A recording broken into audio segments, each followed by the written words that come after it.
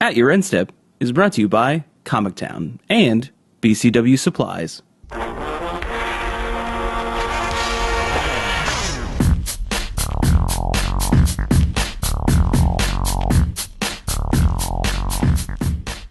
Hello, and welcome to At Your End Step. My name is Morgan, and I'm here with Mike. Hello, and welcome to At Your End Step. My name is Mike, and I'm here with Dave. Hi.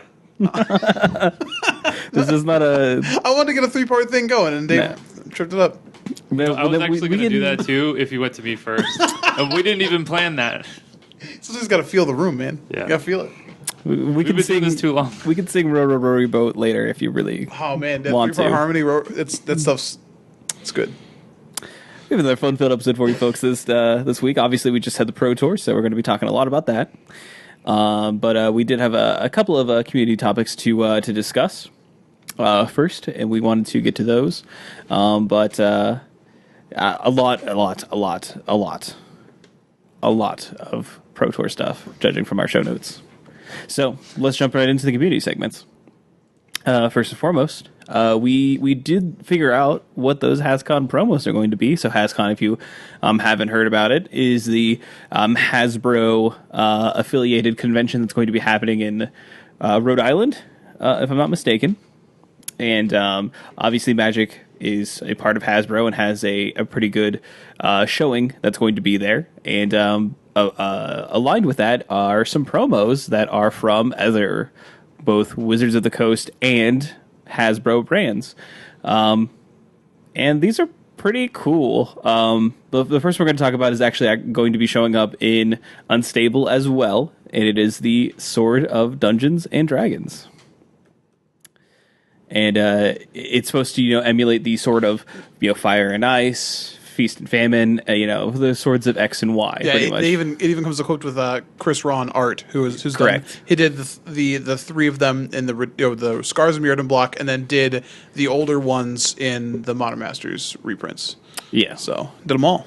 He did. And these are this one's just as cool as you'd expect it to be. You get protection from clerics and rogues and then if you deal damage with it, you put a 4/4 golden dragon token into play and then roll a d20. And if you get a crit, which is if you roll a 20 on a d20, you repeat that process. Yeah, just gotta snap it off. And it has an equip cost of 2, so it's an equipment. And again, as this being something that you can both get here as a promo, but also open in a unstable pack in the future, will be pretty cool. But the other two are not, as far as I know, not unstable cards. They are silver bordered, but these are exclusive to HasCon because they involve other Hasbro properties, one of which is Nerf. So the one I have here is Nerf War, and I wish I had a better picture of it. I've got it. It's just 3 generic blue and a red for a sorcery. It says fire a Nerf blaster until empty at target library from at least 2 meters away. For each card knocked off that library, put it into its owner's graveyard, and Nerf War deals 1/2 damage. Thank you, 1/2 damage to that player. Foam darts only. Yeah, foam darts only. So a hilarious card. There's a lot of pretty impressive Nerf guns out there too. For sure. This is like better than Traumatize most of the time. Like you just one shot them quite literally if you want to. So. Obviously, even the art on it's hilarious. Oh yeah, it's so good. It's just a very, very, very very funny card. And then I think this has got to be like the coolest card. This has to be like the I don't know. I really feel like this card will be worth something. I think they're all going to be worth. They are going to be worth something. But I'm like, this card, like you're going to ask your commander group to be like, hey, can I please play the silver bordered commander, please? And it's Grimlock from Transformers, and he's a transform card, he's a flip card, which is awesome.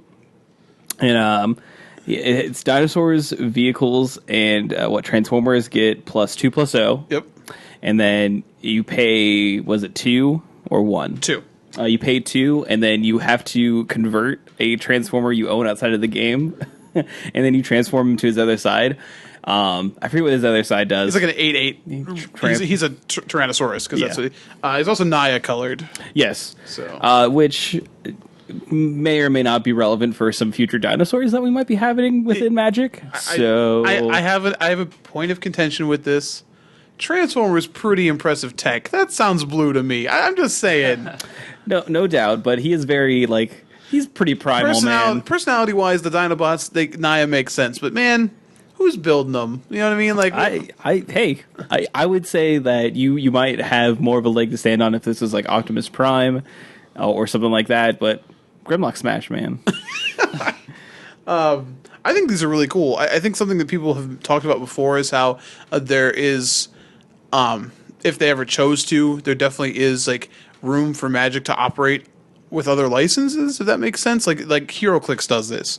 There's HeroClix for every there's Ninja Turtles HeroClix, and then there's obviously you have DC and Marvel, and you have this, and I think this it's kind of like haha, this is a fun Hascon thing, but you cannot tell me that an actual Transformers themed Magic set wouldn't sell like crazy. Oh, for sure. You know what I mean? So I don't know if they ever should do that. Like if it's like bad for the Magic in general is like what they're trying to do. But they certainly could license it like that. And I think like cards like this make me go, I don't know if I'd hate it.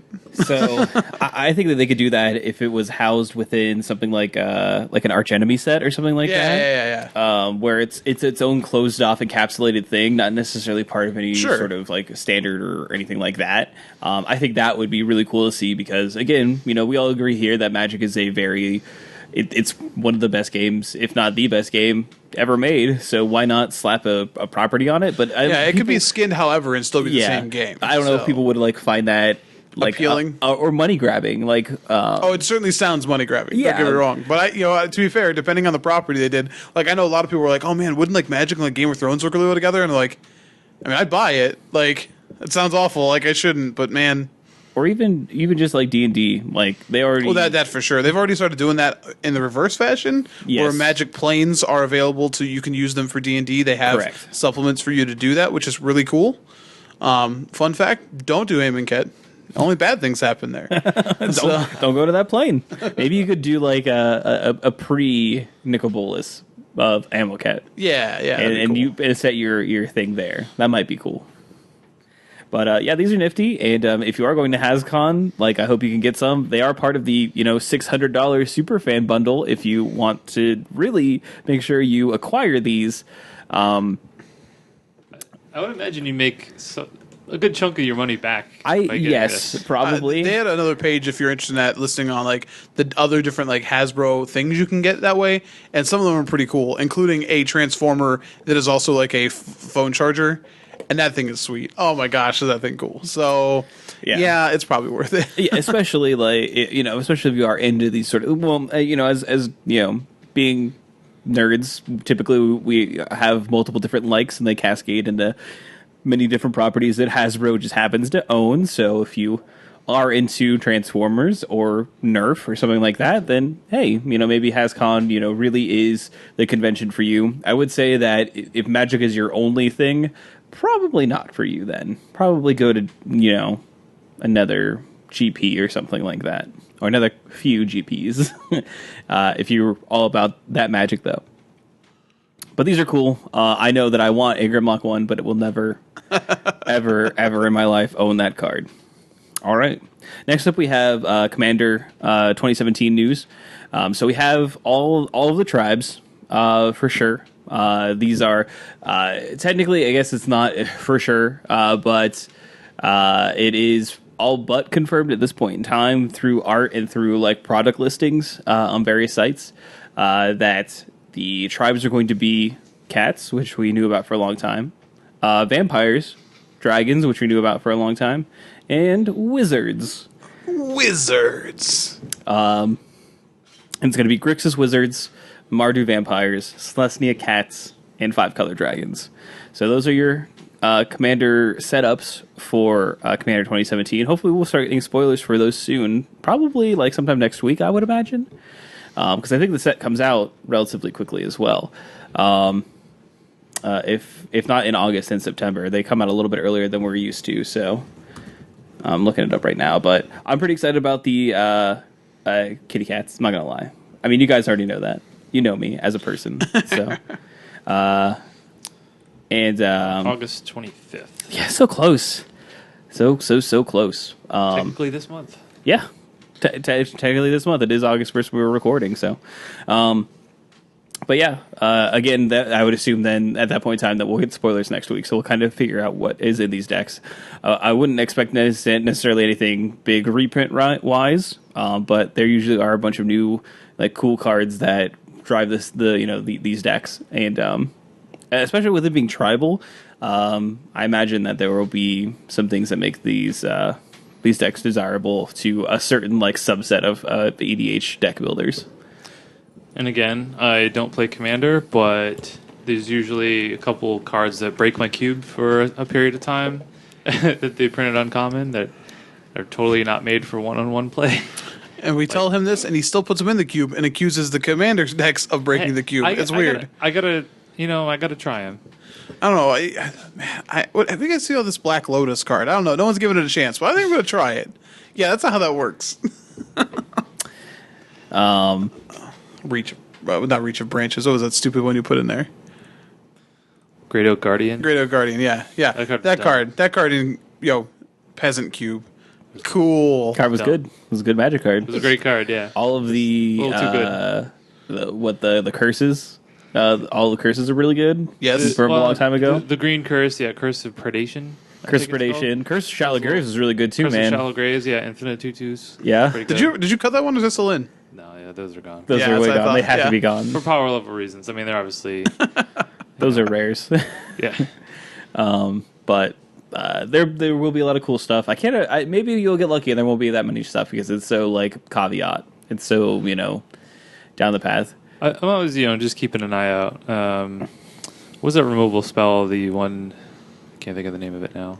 This is the one we were talking about the other night. That you destroy a creature and then draw cards equal to the counters on it. Yeah, I don't remember the name of it, but yeah, that card's sweet. cool. Yeah. There are some cards that are really cool from it. Yeah, that make it in and stuff like that. But and there are some cards that are broken. No. No, obviously, if you have a rare cube, you have a lot more to choose from. Exactly. But like I said, this one's tribal, so we'll see what we get out of it. Hey, green white Horizon Canopy. We talked about this. Let's do this. We talked about this. I have a new suggestion. You just put really expensive reprints in all of them, and then they're all highly desirable. They're all the same level again. Yeah, that doesn't make them never mind. You know what? Sure, do it. Do it. I don't know where they're going to reprint that card, man. Underground Sea and Grixis Wizards. You heard it here first. Snap it off. Legacy of the Pro Tour, man. They got to get those cards back in circulation somehow. Look at all the Pro Tour players. We buying these Commander decks up. It's got Volks and Underground Seas. Volks and Underground Seas and your Commander Precon. Oh man, we did it. We figured it out. We cracked the code.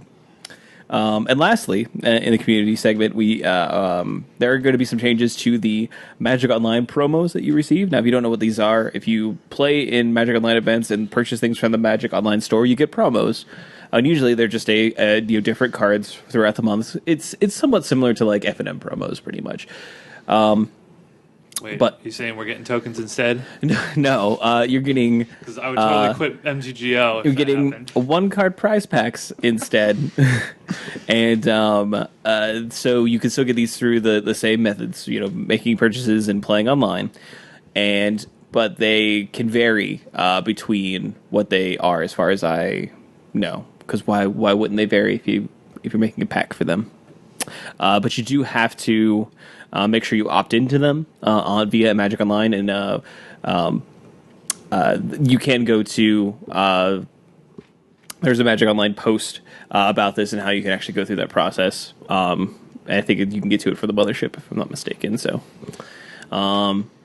and so make sure you do that if you do play Magic Online and still want to get some mediocre promos.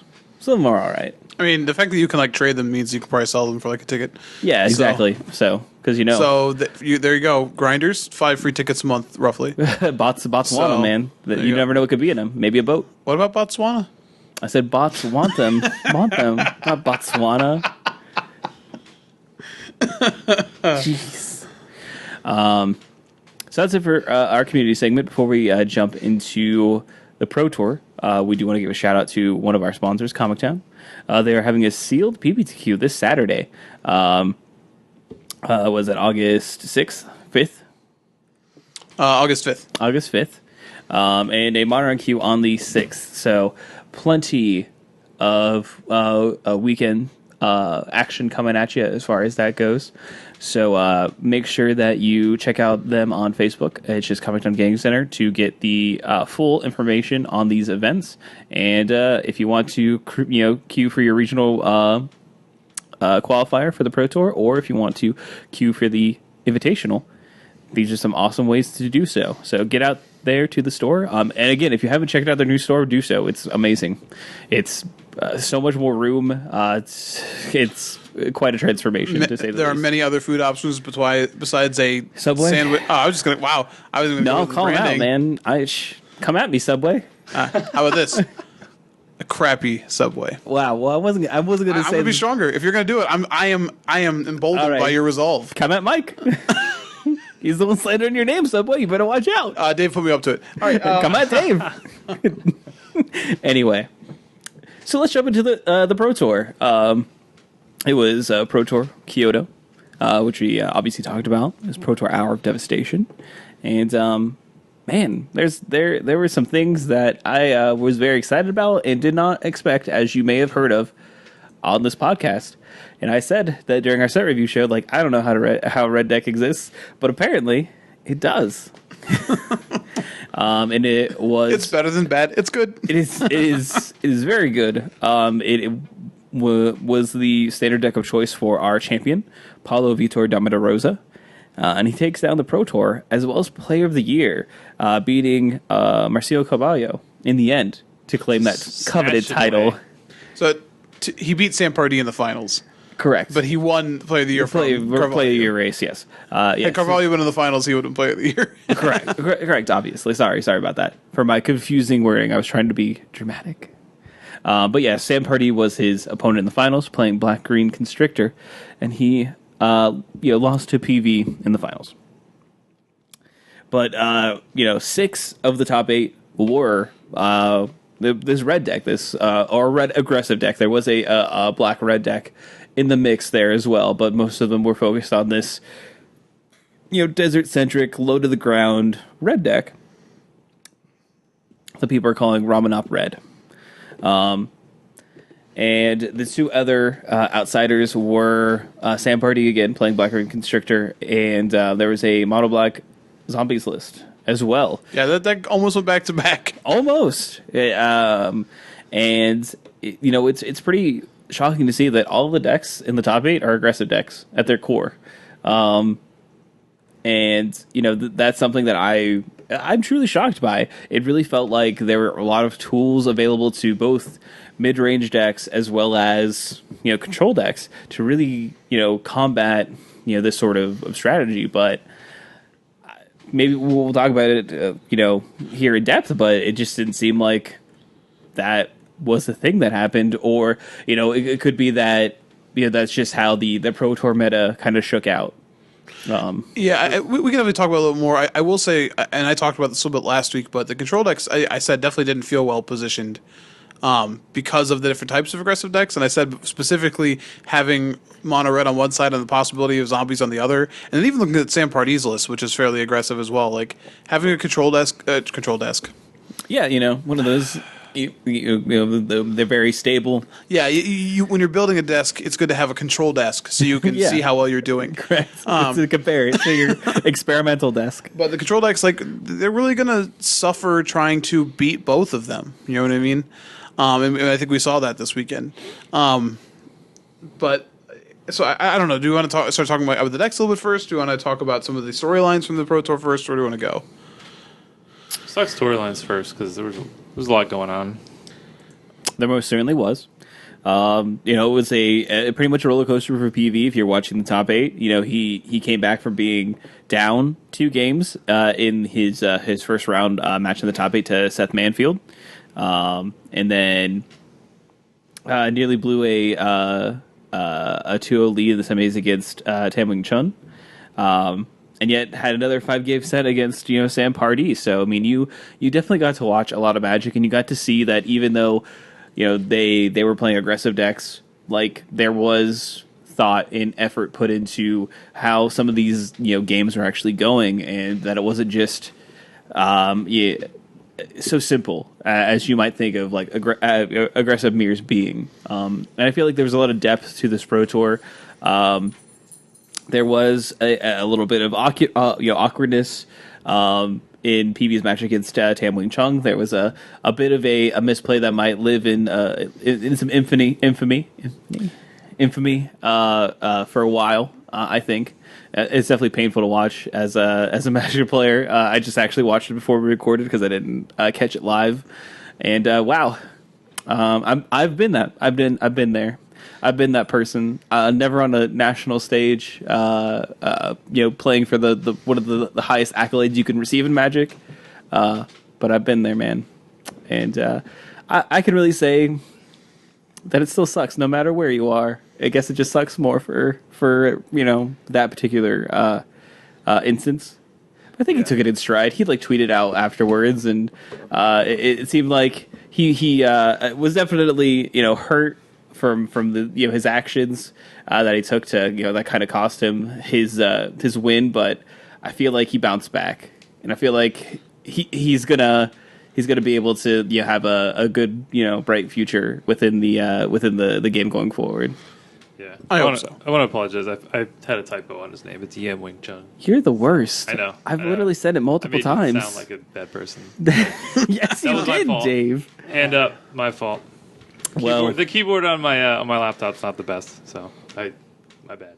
But now I look the fool. We're just making him feel worse. Yeah, no joke. Can't even get his name right. No, no. You mentioned. I mean, the top 8, even though we had so many red decks, was a little bit more compelling than you would expect. With just a lot of aggressive mirrors. I thought you mentioned that PV came back against Seth Manfield. Not only was he down 0-2, he mulliganed to 5 in Game 3. Yeah, and you could argue that Seth Manfield made a pretty bad error in that Game 3 that cost him that game and kind of let PV back into it. Paulo's sideboard was. I thought he had the best sideboard for the mirror. If you looked at his sideboard, he had a lot of cards. Aethersphere Harvester being one of them that I thought would have been really good in the mirror. And Manfield blew in a braid on killing a Kari Zev.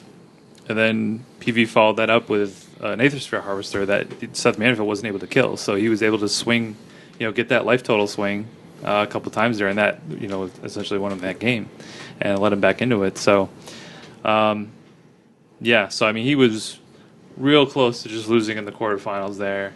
And then obviously he was dead against Yam Wing Chung, and if it wasn't for that misplay, he would have been out right there as well. So it should be pointed if you. Sorry, man's name is Wing Chun Yam. I want you to know that. I'm going on. Yeah, those are first name, like last name first, bud. Yeah, Wing Chun Yam. Wing Chun Yam. Do you want to just re-record this? No. Wow. We're all going to be terrible people. Sorry, guys. Oh, no, I didn't do anything. Okay, no. Mike is absolved. Jeez. I do want to say, so if you didn't see what happened, actually explaining the situation, so against PV, what? Now I'm just going to refer to everyone by their last name and their first name. Good. You don't want to be offensive everybody. So Pablo Doritos was, so he attacked his opponent down to 4. Chun had a Hazaret in play, which was, by the way, Hazaret. I said before when we talked about Hazaret that this is the god that was pretty good. Like Ronos might be better, but Hazaret really she did good. Yeah, this is her tournament. And PV was at 11, and he had a collective Defiance in hand, so he had essentially 8 points of damage that he could get through, and he drew the Incendiary Flow, which was the last 3 points of damage, so he had the win, and he did what a lot of players do, which I think is very forgivable in a situation where you're playing against an opponent who or at least you think is definitely better than you. You know what I mean? Like, we've been in those situations, right? He's playing against PV, and to his credit, he's playing PV in the semifinals of a Pro Tour. But at the same time, like, when you know that you have the win, he got a little excited. You could see him get excited. Mm-hmm. And with those 2 cards in hand, which are both sorceries, he immediately goes to combat and tries to attack for 5. And as soon as he does, but Paul Cheon was pretty excited about, like, not excited for it, but like was like, oh no, like this is happening. And PV points out, like, you have 2 cards in hand, and if you watch the video, you can see him sort of like slam his hand on the table when he realizes it, and it costs him the game. Had he cast the 2 spells, or at least one of the spells before combat, then he's going to win that game and go to the finals. So it's one of those things where you could talk about how, like, LSV made a tweet about how, like, PV is the luckiest person he's ever known, and to his credit, like, yeah, PV got lucky. Dave was talking about another story where PV got pretty lucky a couple years ago at a Worlds tournament. Top 8 of Worlds, yeah, against Mahara, who miscounted his rituals for his Dragonstorm. And then Mahara actually top decked out of it, but he miscounted and misplayed, against PV, which is kind of hilarious. But I think it's important to note that, like, PV keeps his composure there. He's very, you can see him in the video calmly to be like, you have 2 cards in hand, like, you can't attack. And, like, to his credit, like, doesn't make that error. Do you know what I mean? So, like, there is play skill in that, even if he did sort of luck out at his opponent. And luck out may be the wrong term. I don't mean that to be offensive to Chun, but it's tough. His last name is Yam. I keep saying Chun now. Yep. I did it. I put myself into the group. Yep. I'm sorry. We're really bad people. Yep. I'm so sorry. I'm still blaming Dave for this because he wrote it. Man. No, we're just bad. All right. We should Yam. All right. So, Yam, I apologize. You don't deserve this. You don't deserve it on both sides. No. I will say that afterwards, though, because, chat being what it is pretty miserable. And Rich Hagon had a really nice, he had a really stellar little speech afterwards, discussing, like, why we play Magic, and that everyone, like, makes these kind of errors, and it was kind of, like, refreshing to hear that afterwards, and they were both very classy about it, and it's one of those things, you can sometimes you benefit from them. I've benefited from them, but sometimes you also make them, like you said, and I've also made those mistakes. So, and they haunt you for a long time. Literally the finals of that PPTQ that I lost about a month and a half ago now to Laura Nolan. There is a missed equip I made in game 3 that I don't know if it wins me the game, but it gets me another turn, and it pops in my head all the time. Like, if I'm just thinking about, like, games, pops in my head all the time, and I hate it. But that's what you do, I guess. I decided to tap out against Brad Carpenter playing Infect in the top 4 of a classic, so, and then immediately lost. So, yeah, those kinds of things happen. At the end of the day, it stinks he didn't get a chance to go to the finals, didn't get a chance to win the Pro Tour. At the same time, he's qualified for a couple of Pro Tours now. He's made some money. He's really he's got him helped set up to be on the train. So I apologize again for everyone on this podcast destroying your name. Yep. No. And I'm sorry for that mistake. That's frustrating, but good run just the same. Oh, for sure. To be one of the players in the top 8 who wasn't on a team. Yeah, he was He with men card. Yeah, or bent card. Yeah, or bent card. He was one of the fillers, as it were. Yeah, not on a team, like, officially. Yeah, not like actually on their team though. Yeah, right, so. But yeah, I think mint card and bent card tested together. That makes sense. And then he was part of that group. So yeah. Yeah. I mean, there's also, we talked about Seth Manfield, but also Sam Black, actually, top 8'd the tournament, with the Ramunap Red deck. And they did have subtle variations between the build. PV seemed to have the best build versus the other red decks, from everything that I was gathering from commentators and stuff like that. I know that Sam Black had more of a low to the ground version that didn't necessarily. Sam Black definitely had more spells as well. Like PV ignored, like, he had no incendiary flows, just had shocks and abrades. But the black version, which was a little more popular in build, had incendiary flows and also had collective defiances. He also had cartouches, right? Yeah, Sam Black had Defiance as well, and Cartouche, yep. Yeah. I think the biggest difference is PV played 24 lands. Yeah, main deck. And Sam Black had 21 lands and 3 cartouches, so he's essentially replacing 3 lands with 3 cartouches deals, and those seemed pretty bad in the mirror match. Right. So, and I mean, I think it was kind of said over and over the weekend that this is a red deck that doesn't mind drawing 5 or 6 lands. Like you can actually make use of the extra lands either with Earthshaker, Kenra. You have the ability to like convert those into more points of damage. Yeah, with the Ramunap Ruins. Right. Or just like being able to like bring back your Kenra or something like that. Like your like what Dave was saying. Your excess lands aren't dead, or you discard them to your Hazaret. Right. And it should be also noted that PV's version also had Chandras in the main, and the full playset across the 75 and 75 and Glorybringers, and a lot of the decks that were doing that were even like before the Pro Tour were boarding into lands, like you were boarding in a land or two, so like he was set up to just be able to board those cards in, or ostensibly, if you wanted to, depending on how many you go down your build, if you wanted to cut the Chandras and go lower, you have the ability at 24 lands to board a land out, which is kind of nice. Yeah. I also like the 2 Sand Stranglers that PV was playing. Oh my gosh. So I played his version in a couple leagues this week afterwards. That card is unbelievable. It is Flame Twin Kavu. Oh, Flame Twin Kavu? It is Yeah, literally pretty Flame Twin Kavu. It feels really good. Should just point that out. No. The card feels great. Getting flashbacks whenever I cast it. And then it was like, do you know what's great though? And then you can block 2 power creatures and it not die. And then you're like, better Flame Twin Kavu? I don't know if that's more situational Flame Twin Kavu. Yeah. But yeah, not that far off, I don't think. I guess I should also mention about PV's version. He also had, and I have to go look at the others, but the decision to run like Scavenger Grounds in the main, which like you had like maybe like a one of before, but like that's how he completed his Desert Suite, was to have the by adding more lands. And while the Godfarrow's Gift deck didn't really make the splash we thought it was going to, like the red deck literally got to play like main deck Incidental Hate, which is pretty cool. Yeah, I mean it does a little bit against zombies and things like that. Mm-hmm. So, if you just want extra deserts anyway, then it seemed fine. Yeah, then why not?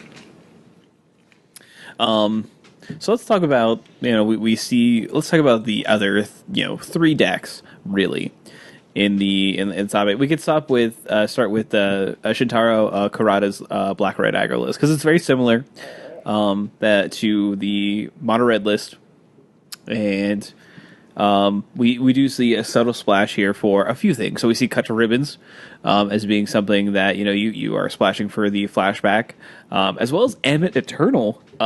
Did not expect this card to show up in a Pro Tour top 8, but here we are. And when I saw that card, I kind of wasn't very impressed with it, to be honest.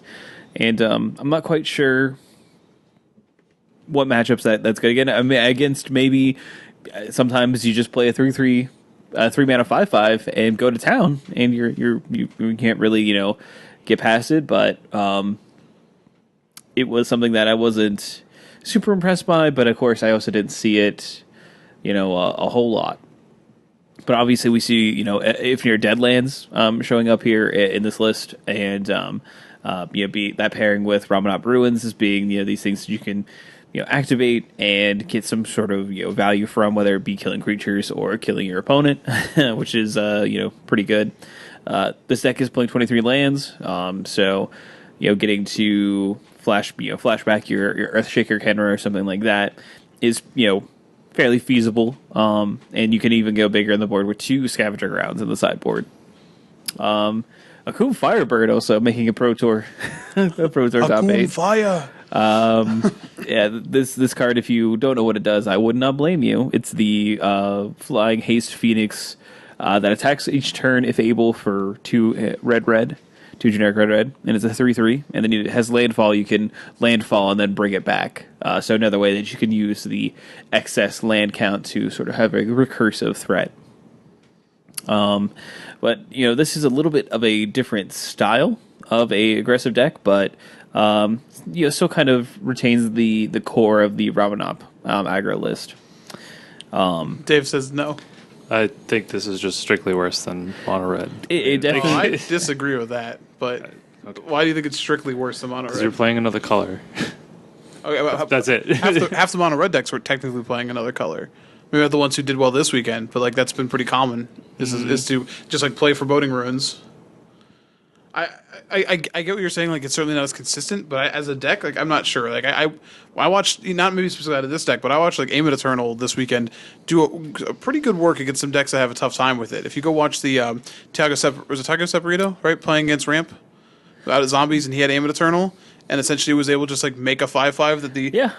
he's like, oh, I have this Kozilek's Return. It's like, okay, take 5. Yeah. And literally that card almost won him that game by itself, and it's an axis the red deck normally can't attack from. And Yeah. Cut the Ribbons, as a deck that also wants a lot of lands, is also going to play, just like the red deck wants to play additional lands for certain reasons. Cut the Ribbons is a pretty sweet reason to do that. So Yeah. I think calling it strictly worse when it literally top 8 of the Pro Tour next to all these decks is a bold claim. That's just my opinion. I mean, I'd rather just play mono red and just have a more streamlined mana base, and like he doesn't have On-Crop Crasher, which I thought was a pretty good card. That one's tough. That is, I agree with you on that.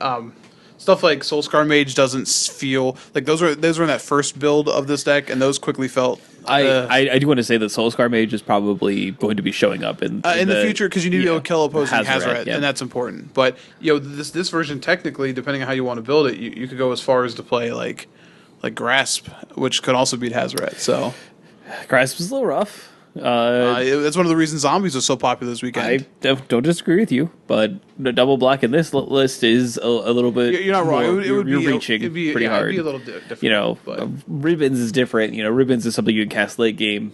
You don't necessarily need Ribbons on turn 2. But speaking of mono black zombies, we do have a list of that. Showing up in the top 8, piloted by Yusuke Sasabe.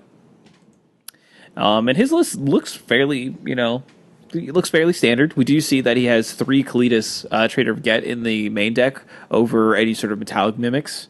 And I think he's playing one more removal spell. He's playing a 4th Grasp of Darkness instead of your typical 3 and 3 or 4 and 2 between Fatal Push and Grasp of Darkness. And he's also only playing 2 Liliana's Mastery as well.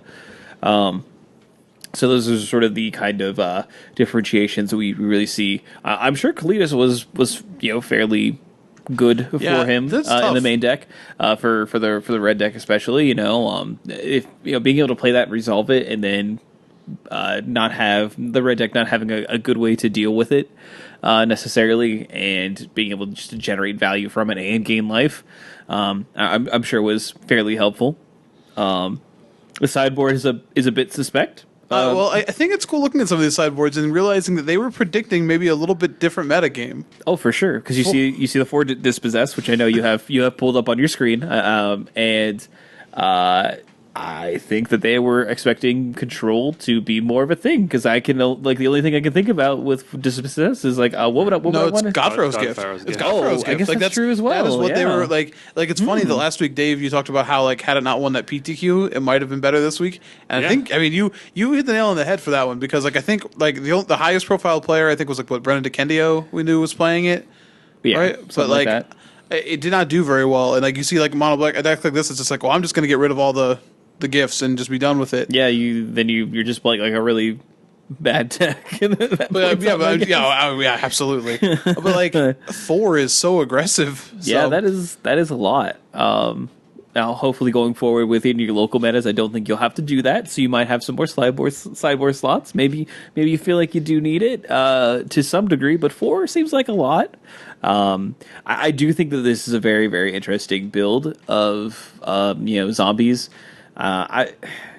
I feel real bad for only playing 2 Liliana's Masteries, though. The card's so good. Yeah. Again, but you want to make sure you just don't die. Yeah. Yeah. So it's interesting. I think that some number of Cletus are definitely main deck staples now for zombies going forward, with how prevalent red is likely to be. So something I want to try is a main deck Aether Sphere Harvester too. Yeah, I think if you look now, granted, red was already sort of running over Magic Online anyways, but I think you're seeing a lot of decks that are doing things like that, like main deck Harvesters, more gifted Aetherborns, which you saw at a couple of lists, obviously Kalitas, even stuff like Essence Extraction, which hasn't seen too much play. But that works too. It's pretty good.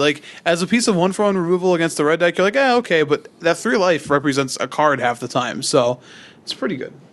Lastly, I want to talk about Party Sam's deck. I mean, Sam Party. Sam Party's deck. I like Party Sam. Yeah, Where's Party Sam at? I do like Party Sam. And he played Black Ring Constrictor, and this is sort of the this is sort of the thing that we already knew about. Of course, he was playing Grimflayer. Come on. Yeah, it's not shocking.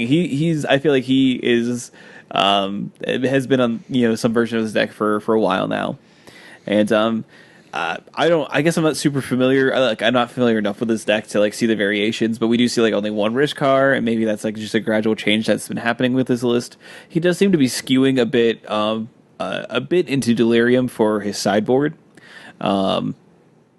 And for Traverse the Uvaval in the main deck And as Flare. well. I mean, like And Flare. This is I Black think- and Constrictor, but this is a Delirium deck. Yeah. Literally. Flare. I'm considering like Flare as like the enabler, but of course it also has Delirium as well. And notice the 2 Dissenters Deliverance in the main deck of this deck. Like, Yeah. they were ready for Godfarrow's Gift. Yeah. Not since the days of Marvel have we seen such decisions. Yeah, I know. It's crazy. There's a lot of people that were really afraid of that deck, and it really shows with this sort of deck building. And not to say that it wasn't there. It was, but it just people were prepared for it. Yeah, it's interesting. So if you look through, honestly, I know we have a lot of decks we could go through, but I got to tell you, it's mostly mono red and It zombies and this deck. So variants of this deck actually did pretty well on the weekend. And if we look, I think there's another Moto PTQ that the top 8 had no red decks after the Pro Tour list had been posted, and 8 black-green decks. Or it might have been like 6 black-green decks and zombies. So, because this deck is actively also fine against the red decks. Its threats are robust. It can play good removal. I will say I'm interested in watching some of Sam's games in the top 8. I was interested how he sort of like boarded against them. Like there was definitely a game against, I think it was in the quarterfinals, where he had traverses and he just traversed for like Verder's Cure Hulks to try and like go. But either he just like he was trying to go for the win, but was not actually close. Like it would still be 2 turns, but didn't like have like the Ishkana, which I thought was interesting. So there were some interesting decisions the way that he was like boarding, and obviously like these are his decks, and taking it to the finals is not that surprising. So I thought it was funny. He had an interview with BDM and talked about like, how did your testing go like the night before? The top 8 and all that. And he's just like, I just didn't even test. He's like, I already know this deck. I know the matchups. I know what I'm doing. He's like, I don't need to do that. He just didn't care. That's cool. I mean, if that's how you feel, like I don't blame him. That's an advantage of playing a deck that you know very well and have been playing for a while. So. That for sure. I just had the Pro Tour list up and I closed it. I don't think we're going to talk about anything else in the top 8. Is there anything else in the deck list of Standard that we wanted to bring up and discuss? There was one 10-0 mono red list played by Arnie Hugenbeth. Probably butchered that. I think I got the name in the correct order though. It's just a Ramunap Red deck. Nothing too crazy going on here, but No. I do think it's interesting that he's playing 22 lands, can go up to 24 after board, has the Glorybringer package, has the 3 Sand Stranglers. Pretty similar to PV's list, or at least the sideboard there. Can go up to 4 Braids. Mm-hmm. Did have the 4 Soulscar Mage main, which you mentioned could give you that edge in the mirror. Yeah, So, I think like that is going to be the natural sort of thing that we see with these decks. If you still are worried about mirror matches. yeah. Hey, and if you watched coverage, you got to see a lot of the Incendiary Flow Soulscar Mage interaction that we talked about. by the way, that does exile. I don't know if you saw it. It does. I've been playing it on Moto now for a I couple think weeks. Moto's wrong. Really? Mm-hmm. Interesting. Moto exiles it still. So, because I was shocked the first time it happened. They were exiling it on camera, and then the head judge had to step in and be like, "Oh, Oh well, that's it's cool. not The Moto's just doing it wrong for weeks at a time. yeah." Because I was surprised. I was like, okay, I guess. Well, never mind. And honestly, I mean, I wouldn't be surprised if a majority of people did that in the Pro Tour, just not knowing, because maybe they did a lot of testing on Magic Online. Like, well, it exiles on Magic Online, so Interesting. but yeah. And then if you wanted to see some higher win mono black zombies list, we have Krishna Kalkano and Kenta Harane both having 9 win mono black zombies lists. So definitely check those out. We do have Ralph Levy playing Market Vehicle showing up with 8 wins. So He's actually playing blue in his list he as well. is.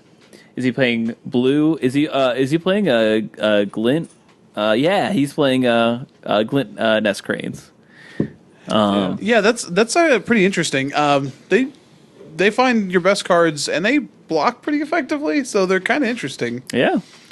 Yeah, they could find he was playing main deck Harvester as well as Heart of Kieran, so they help you find that. Those cards pretty effectively, and hey, a 1/3 body that flies is pretty good. And you know what? Maybe you have games where you've popped like a Gideon for an emblem, and then it's suddenly like a 2/4 flyer, and then like that's how you're racing and winning the game. I don't know. I don't know how likely that is, but maybe it happened once. Yeah, I think if you keep digging, there are some other cool decks too. There was a mono white Eldrazi list that did pretty well. A Team Energy, while not really having a huge showing, we do see an 8-win list plotted by Joe Lamb, and I feel like Team Energy. Pummeler was there too, is what you're thinking of. Yeah, Pummeler was there too. Huey played Pummeler, but I think the highest Pummeler did was 6 wins. So, right. But you had the Eldrazi deck had 7 wins. You had if you look there, the black green ramp or the black green right deck. Yep. Also had 7 wins. You had a couple of the red green ramp decks, but I got to tell you that deck looked really bad, right? Yeah, it was super disappointing weekend for red green ramp, blue white monument. That was nowhere. Yeah, any of the God Pharaoh's gift decks. Right. They just all got hated out. Now, Team Energy wasn't a large portion of the metagame, but still did fairly well. Yeah, it had a good conversion, I believe. Yeah. Reed Duke played Team Energy as well. I think he only had 6 wins with it. Mm-hmm. He played the Bolus version though. Yes, he played the greed version. It's Team Energy. It's not that hard to splash a Bolus. But Bolus seems real bad in this format. Yeah, it's not something you want to be actively doing. It looks like I think had Reed Duke known that the format was going to break down to 25% red decks, right? He probably would have left the Bolus in the sideboard at least. Yeah. But so one thing I do, so as we finish up talking about decks, because I think we technically said we were going to talk about storylines and then transition to decks, but once again, MTG Goldfish mentions the top 20 cards overall and the top 20 from the set. And if you remember last time, we were really worried about Amonkhet because there were there was one card in the top 20, and it was like in the 20, it was Dread Wanderer. Yeah. 3 cards are in the top 10 here. Overall played cards in the largest standard format we've ever seen, including a Braid at number 1, Ramunap Ruins at number 4, and then Earthshaker Kenra at 7. So, granted, they're all for the red deck, but for a set, Hour of Devastation literally made a much bigger impact than Amonkhet. It literally made other Amonkhet cards better, and so more of those showed up as well. Yeah, that is also true. We essentially had a whole new archetype. Mono red was not a thing. Yeah, trust me, I was very shocked that a red deck was good because on paper, a lot of people got shocked at the Pro Tour. Am I right? Thank you. I'll give a high five for that. That's solid work. I think the most surprising thing is Kari Zev, that card doing work, being pretty showing up, being pretty good. It's an acceptable 2-drop. An acceptable 2-drop. It has 3 toughness, which is pretty good for all the shots. It is. So, now I think we'll talk about more about what this breakdown might mean here because we do have a question of the week. But let's talk about the storylines because Dave did a pretty good job here of giving us these storylines. Oh, for sure. So we had Paul Cheon and Riley Knight making their Pro Tour coverage debut. Obviously, Riley Knight's been on GP coverage and stuff like that, but we get to see him in the Pro Tour seat, and both of them, I think, did great. I think coverage overall was very entertaining. Yeah, it was. There's a frustration I still have overall, and Dave and I were talking about it this weekend when we were watching it, which is the amounts of downtime. They got kind of punished this weekend by having Mono Red be the breakout deck because it meant rounds were over kind of fast in the feature match area. But they still need to work on doing something like Channer Firewall does, having a backup match, something they can watch quicker. Like a time-shifted match? Yes. I would love that at the Pro Tour. It would be great. You have so many people in the coverage area anyways. You have 4 matches going on at once. Just leave one to be recorded and then skip around. Not that they didn't have some good features. We had an Enter the Battlefield for Japan, which was great. But the normal R&D stuff, that kind of thing, regardless of how Hour of Devastation did this weekend, it does not. It's not exactly looking to be a beloved set.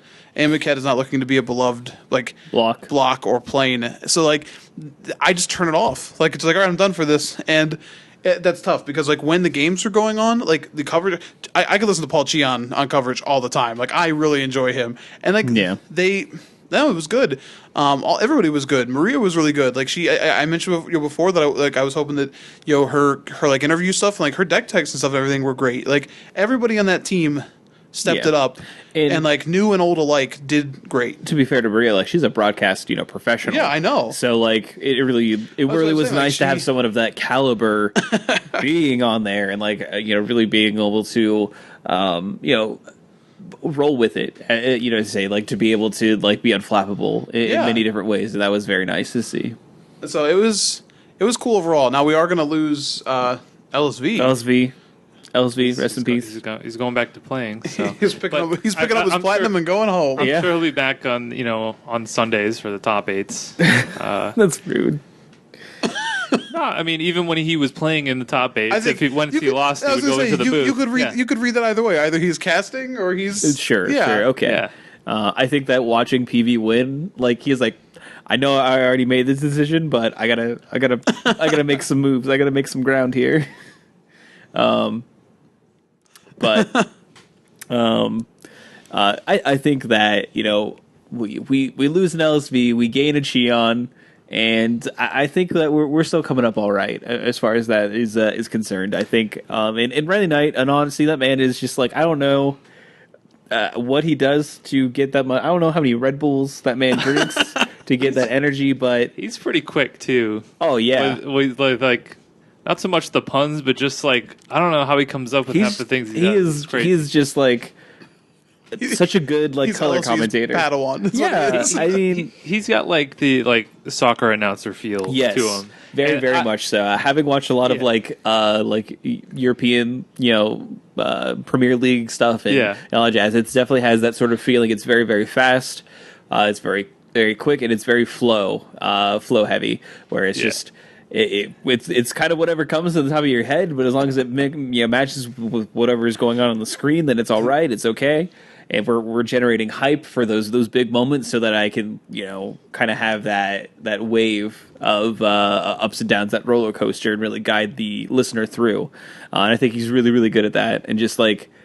Being a bit over the top. I think LSV is more subtle with like the things that he does, but Riley Knight is just like over the top in a lot of things he does. He has a little like that little cough laugh after he's made a pun that someone doesn't have. He'll just be like, so then this, and then Riley Knight's not for everyone. I'll readily admit that, but I love him. I think he's a great change of pace from what we were used to seeing on coverage. The man's a fan of. He's the third down back, if you will. The man's a fan of the McElroy Entertainment Network. I was at a wedding and I get this message from Morgan. He's like, the Magic commentators mentioning the McElroys. I was like. You don't say? Yeah. So Riley Knight is a hero in my book, as far as I'm concerned. So, and if you want just an example, like go back and watch Game 5 of Seth Manfield and PVDDR. Pablo Doritos. And just the conclusion of that match is just it's just they go crazy. It's crazy for sure. This is the soccer meme where the guy, the one announcer that they just said to other things. I think Riley Knight could do that. do that for us for Magic, so we can just take your voice and set it to other things. We also have the announcement of the 2017 inductees into the Pro Tour Hall of Fame as being another storyline we have a culmination of. We sure do. And it's Josh Layton, so Raptor, and Martin Uza. So congratulations to them. Poor Chris Pikula. He got 40% of the vote, and last year that would have meant something. And this year it meant he was not inducted into the Pro Tour Hall of Fame, and not really that close. No, he just got. I think this just got 40% or just over, pretty much. Yeah, not to sound too negative. Like he didn't do well at this Pro Tour. I don't want to sound the death knell, but I think that's it. I think that's unless there ends up being. I mentioned this before. Other sports have like veterans committees, which happens when a game has gone on long enough that the current player base literally wasn't around. You know what I mean? And we have that already. The current player base has never seen Chris Picula like play Yeah. consistently at high levels. So unless we get a veterans committee for invites, players like him, like a Justin Gary and Mark Heberholz, they're not getting in. No. Like this is sort of the death knell for that. So that's upsetting, but it is yeah, what it is. it's very unfortunate. I mean, never say never, but I don't think that I really don't think that Chris really wants to dedicate that much more time to it anymore. No, and that's fine. But maybe that also means like that then the decision isn't totally wrong. Like Yeah. I'm still upset. I wish he would have gotten in. But like if the answer to I didn't get it, I guess that's it. Like I don't want to devote the time to it. Then like people aren't exactly not being. I don't know. I can't blame a man that has a family to. No. You can't blame him either for sure. But at the same time, like it's a Hall of Fame. It is. So. And I'm of the opinion that he's already had a good enough career to do so. I agree with you. You know I do. But and I just think like this is like the feel bad. This is the feel bad of Wizards making that change and not saying for the 2018 class, and just saying for this class. Like this is a change that we're sticking to, that we made without any previous announcement, and that is effect immediately. And they've gotten burned by that, and I feel like Chris is the one that gets burned by that this time, and I think that's unfortunate. Yep. Now twice he's been sort of hit by this like bad vote. Like, yeah, what you got to do? And unlike those other changes, which they always roll back, this one they can't. So it's unfortunate. Moving on. So we have Ben Hull being the Rookie of the Year, so congrats to him. And we have Martin Yuza winning the Draft Masters for a slot in Worlds, and then Sebastian Pazzo winning Constructed Master, so hats off to them. Martin Yuza had a pretty good tournament without even having to do top 8, so congrats. Pretty good weekend for him. Yeah, for sure. Yeah, not Hall bad. of Fame inductee, Draft Master. Yeah. So we have the teams that will be showing up at the World Championship to face off, which are going to be Team Musashi and Team Genesis. So both very illustrious teams, obviously have done very well since the team structure was put into place. So very excited to see how that looks when we see it at the World Championship. Yeah, they obviously held on to the top 2 slots. For some reason, last week I thought it was the top 4 teams that would make it to Worlds. It was just top 4 would get auto qualifications. Yeah. So top 2 get to play at Worlds. So Yeah. yeah. And we do have the World Championship competitors all locked up for 2017. So we have Shota Yasoka, Lucas Bethold, Joshua Layton, Jerry Thompson, PV, Reed Duke, Marcio Cavallo, Yuya Watanabe, Martin Yuza, Sebastian Pozzo, Sam Pardee, Seth Manfield, Brad Nelson, Owen Turtwald, Kelvin Chu, Li Shitan, Ken Yukihiro, Donald Smith, Martin Mula. You didn't mess up this time. Javier Dominguez, Christian Cacano, William Jensen, Sam Black, and Eric Froelich. So the all members of did all members of Peach Guard Oath or just? Oh yeah. Okay, cool. Yeah, this is Apparently those guys are good at Magic.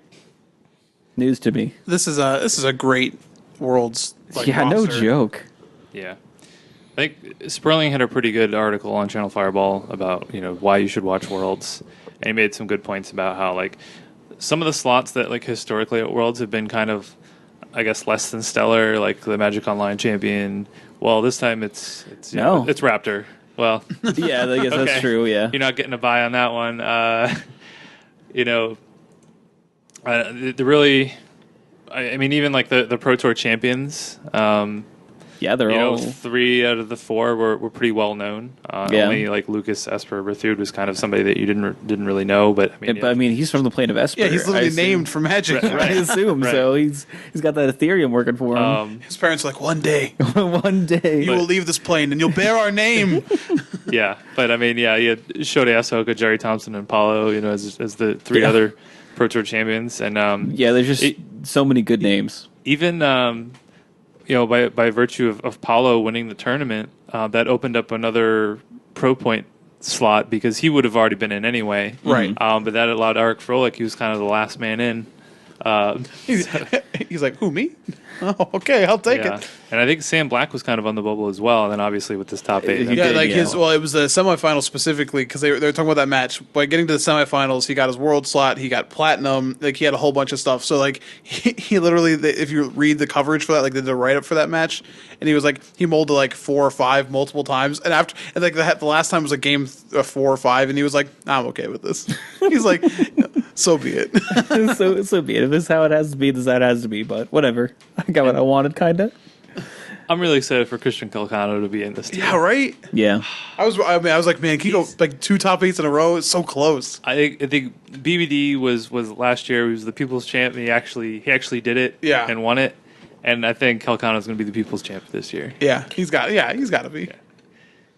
Does anyone feel bad that BBD didn't like get back in? Yeah, it's frustrating for him to be the first one who doesn't get to like defend his title. Like that's awkward. Yeah. But at the same time, like he's had a really poor season. yeah, like by so at his the same time, standards, the so. argument it's the same thing for the Hall of Fame argument. Like I agree, it's upsetting. Love BBD. Like would like to see him play, and it's frustrating that he is the one who gets punished by the change. But at the same time, if Hey, he didn't. The World Series champ doesn't automatically make the playoffs the next year. Exactly. You know? I wish they did. It'd make me feel a lot safer. But what are you gonna do? And I think that's pretty much it for the Pro Tour. We already talked about the deck lists. We can talk about the day 1 and day 2 metagame breakdowns. That would kind of be the last thing to really bring up. A lot of red decks. A lot of red decks. Zombies. That's all you need to know. Red decks and zombies. I think overall it was much less diverse than I was expecting, but it's still the games were entertaining Yeah, it was exciting to watch still, which is interesting.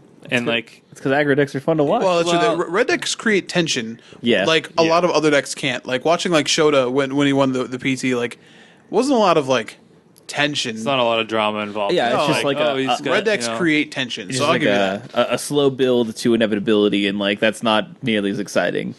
No, to watch like a game where like either top of the deck is like live, just like hot Right. fire. Literally, yep.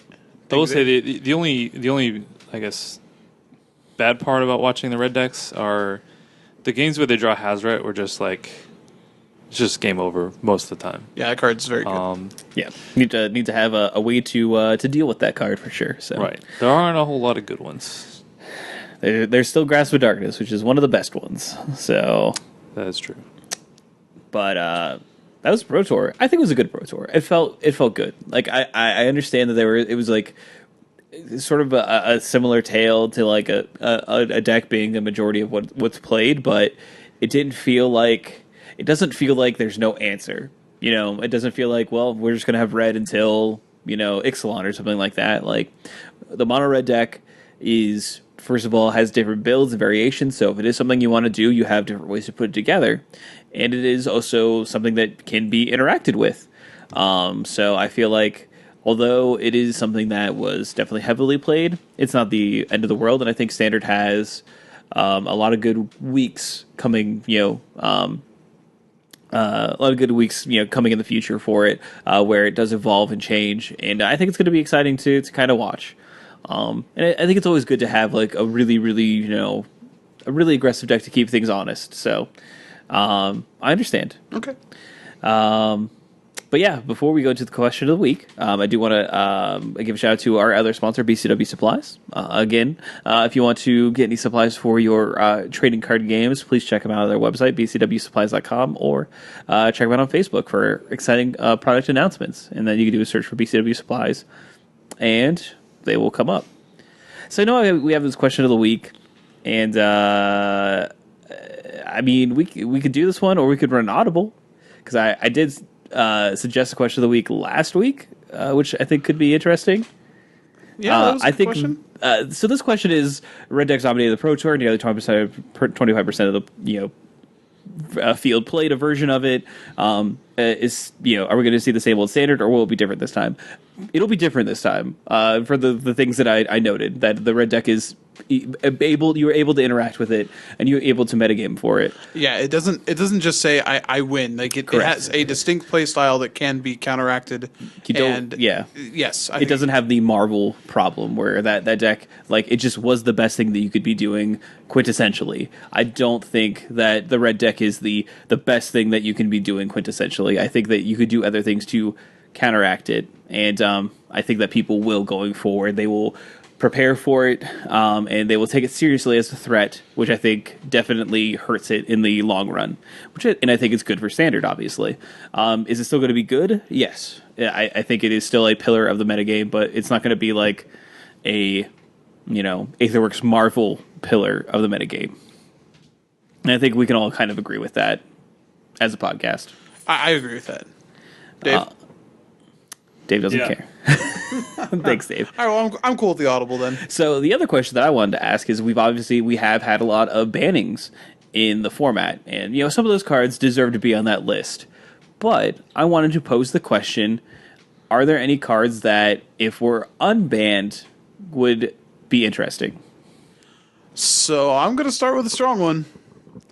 If the mono red deck is the best deck in the format, and you need a card that interacts with its play style to make it more fair in the format, then, and now granted, I know saying one of these cards doesn't make any sense because like they're the set, everything will rotate soon, but Reflector Mage, Reflector Mage would be good in this format. Would give some other decks a way to interact with the red deck. Something like an Oketcher's Monument deck that just got steamrolled by these red decks. Heck, PV was playing Savage Alliance.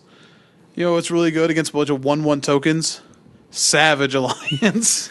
For sure. So Reflector Mage might make some of those decks too good, and again, people probably don't want it back after it dominated a format from pretty much all its time in Standard, but Reflector Mage is the kind of card that looks at the mono red deck and says, all right, I'll meet you at your level. Let's have some fun. I think that's the only answer that's reasonable. It's also an uncommon too, so it's not gonna like. Yeah, and I think that so is Felidar Guardian. Yeah, there you go. So I think that in honesty, like that's kind of like the card to talk about and bring up and be like, hey, is this? It's only going to be in Standard for a little bit longer anyway. It's going to rotate when Ixalan comes out, which is weeks away. And you may then make you do have to make the argument, like, does this just make Blue White Monument like the de facto busted nutso deck? And it could, it could be something where this is like Reflector Mage is the newest instance that we have of like the actual true like Skull Clamp issue where like it just got changed to like design and like they didn't have the forethought, and regardless of where it was in the metagame, at a certain point, it was just always going to be a problem. So, like, maybe that is it, but it could be interesting. I think that's the only answer, but I still, like, I would use the fact that it's going to rotate soon, I would actually use that as basically ammo against it. It's just like, sure. What's the point? Like, why would you introduce that back into the format? Like, what does that even do? Yeah. Like, the format seems to be a lot better now. It's just like, why would you even, introduce that back into the format? Full transparency. Potentially mess it up. I don't want any of these cards being banned. They can all stay banned. I will pour one out for Smuggler's Copter because I love that card, but it needs too good. It needs to stay banned. But I think the other one that you could potentially have a discussion around is again one of the cards that is going to be rotating, which is Emrakul. I actually think that card could have been back in the format the second that Marvel was gone. Mm-hmm.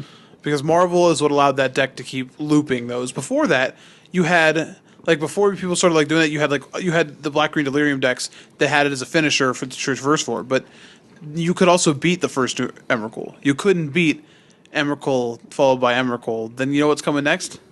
I bet it's Emrakul. One more time. You know what I mean? Like, that was where it got tough. I think you could have had Emrakul back in this format and not been an issue. Obviously, again, they're not going to unban Oath cards at this point. They're just not going to. But I think they could have unbanned both of those cards safely. Maybe right. Emrakul was Eldritch Moon. I'm sorry. Well, it's still rotating. Same difference. Sorry, I think we've had enough Mindslavers for a lifetime, really. I don't disagree We don't need with to you, have any more Mindslaver but I decks. feel like they would show up in the format a lot less. Yeah. Like Delirium has already been shown to be a strategy that like it had to become essentially an aggressive deck to be allowed to exist in this format. You're probably right, but like the first time that gets cast against somebody, you're just like, oh, come on. Sure. Like, Yeah, it was it's oversaturated just- in the yeah, first case, it's which is fair. But so we position it as, a Delirium, top end card, but now you actually have Graveyard Hate. Like, yeah, that you have Graveyard that- Hate. You also have access to things like obviously we already have we now have Disallow and Nimble Obstructionist. Yeah. Oh man, you cycle that Nimble Obstructionist when they cast the Emrakul. Whew. Whew. So I think those two are really the only ones you can have discussions around, and it's small discussions. They don't matter, but I think it's interesting to think about format evolving and like things coming out, and then like taking a looking at those pain points, those problem cards, and being like, oh well, they were going to get around to it, but it just wasn't fast enough. And I think that Reflector Mage and I with the Graveyard Hate, in all honesty, like Emrakul might actually be the strongest argument to be had.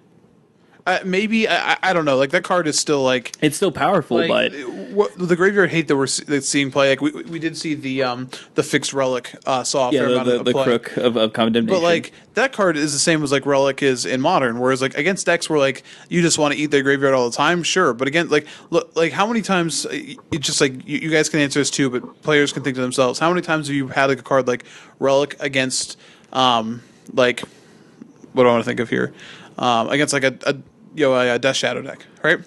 Now, you're trying to eat their cards, but you don't want to pop it, even though you know that you can't keep up with their graveyard because they're putting too many cards in it. So, like, do you pop it to stop them from delving a creature, or do you save it in response to a Snapcaster, and then your opponent plays Gurmag Egler into your Relic? It happens pretty often. Mm-hmm. So, like, saying that the Graveyard Hate stops Emrakul, I think that is probably not a good argument. I don't think it stops it, but it definitely helps. It definitely makes that card less consistent. You're like, oh well, do I want to wait till they cast something like Grapple and like pop their graveyard? You know what I mean? Or like, or how do I hold the line here?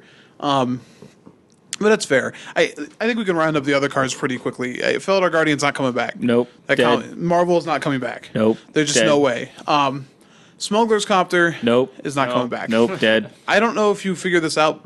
Take a look at the red deck. Give it Smuggler's Copter. Imagine less carry It's carry better. Zev. Yeah. More Smuggler's Copter. It's a lot better. Do you know what's really cool when your opponent plays blockers for like your village messengers and they just jump in the helicopter? They're like, I stopped you, werewolf, and it's like, never, Copper. Ah! It's just like airmail.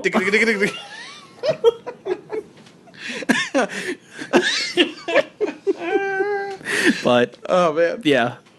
So that card's never coming back, but man, do I just want I want to just play like a game of that where that's like the deck. It's called Frontier. What's that? Oh, sorry. 6 months ago called and they said we want our format back because it didn't make it. No, it's okay. We'll keep good standards. So. All right, that was a fun thought experiment. So let's wrap up the show. So what do we have this weekend? So we have GP Minneapolis, which is standard. Star City Games Syracuse Open, which is modern. So you kind of get to pick your poison this weekend, which is fairly exciting. And then we have again, the sealed PPTQ at Comic Town on Saturday, and then the modern IQ at Comic Town on Sunday. So, so if you are local or within the greater Midwest region and want to make a trip out, then please do so. But that is pretty much everything happening for this weekend, and we're wrapping up this week. So thank you so much for listening. Of course, if you downloaded us via iTunes, please feel free to leave us a review.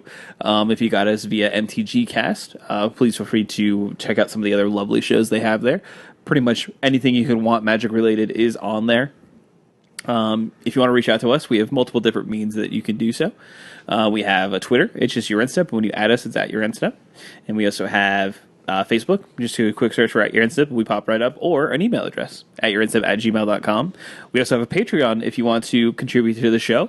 We definitely would appreciate it. It's just www.patreon.com/@yourinstep. And so multiple ways for us for you to reach out to us and us to get in contact with you. We of course have a regular website. It's just at yourinstep.com, and that's just a direct feed of all the shows that we have released as well. So it's a great way to see what the most recent episode is out, and I think it's the fastest technically that gets updated. So if you really can't wait for a show, that's the way to get it the quickest. But we do appreciate you listening to us week in and week out. We'll catch you guys next time. You have a great one. Bye.